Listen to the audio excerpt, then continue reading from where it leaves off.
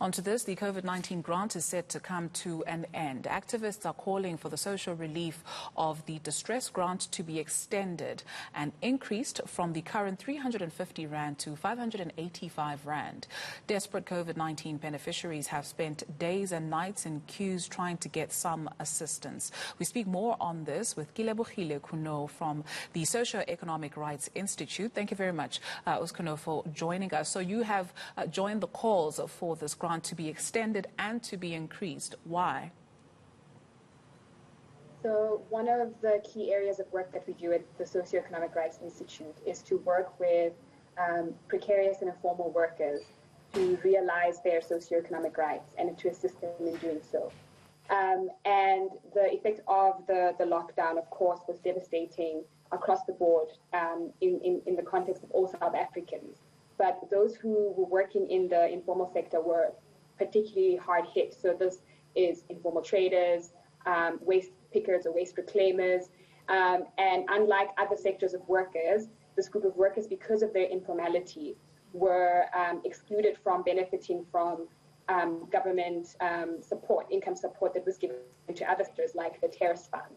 And this is despite the fact that 30% of the labor force is actually informal workers, that they contribute 6% to GDP, as well as the fact that UN bodies on social, economic, and cultural rights have recommended to the South African government to extend social protections to informal workers.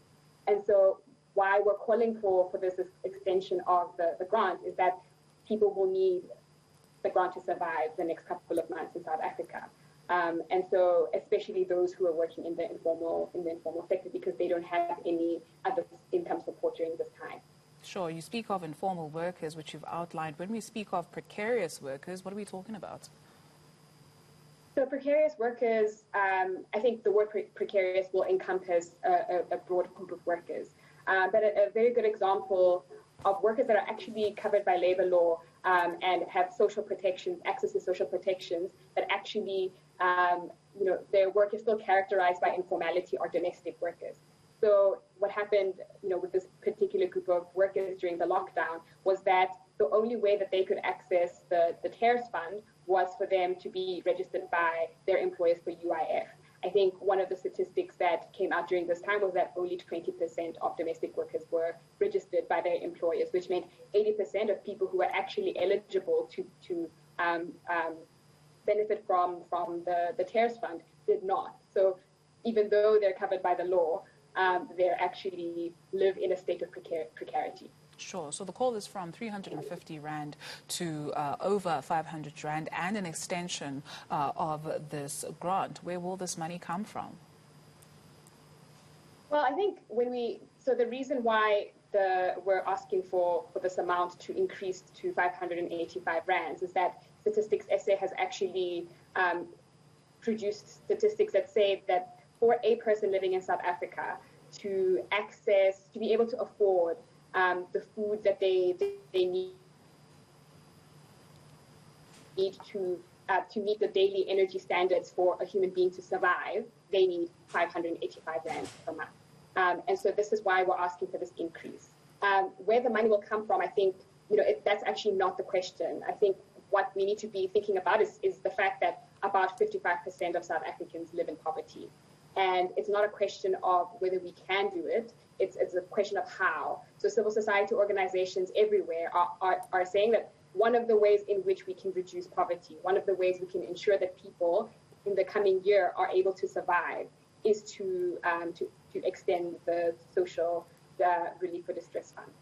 Is that sustainable, though, right? So many arguments have been made around this, and perhaps just going back to the old adage of, teaching a person how to fish rather than giving that person a fish. There's more dignity in somebody knowing that I have purpose for the day when I wake up and I'm able to go to work. So is that really the solution?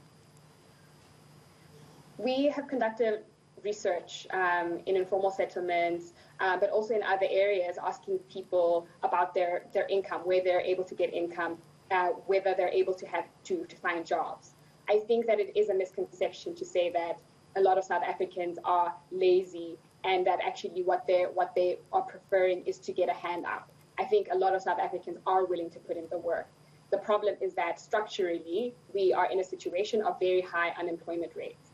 So this is one of the ways in which we can help to reduce the devastating effects of having an economy that's actually not functioning, an economy that only benefits a very small percentage of South Africans.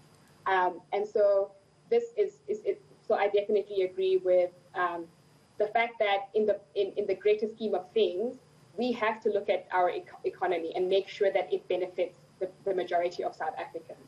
And that's also another question of political will. And so right now, the situation where we are with what we have is that actually when you look at the most reliable source of income for many people in South Africa, it's actually a grant, whether it's a child support grant or a disability grant. We definitely don't want to be in the situation. But right now, in the context of COVID, that has actually led to even more poverty. One of the solutions is to extend this grant in this time, during this time. Unfortunately, we keep losing you there intermittently, and what you have to say is very important, and we get the gist of it. It's very, very layered. Kilebogile Kuno from the Socio-Economic Rights Institute, thank you very much for your time this afternoon.